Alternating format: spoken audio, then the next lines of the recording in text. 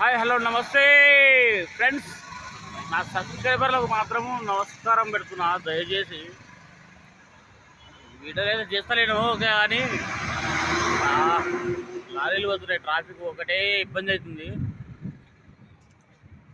Okay, subscriber దేవుళ్ళు నమస్కారం పెడుతున్నా అందరికీ. హైదరాబాద్ ఉన్నా ఇప్పటికైతే ప్రస్తుతానికి. అందరూ బాగుండాలా, అందులో మనం ఉండాలా అనే నాకు సిద్ధాంతం. అరే మామా, ఏం లారీలో ట్రాఫిక్ జామ్ అవుతుంది.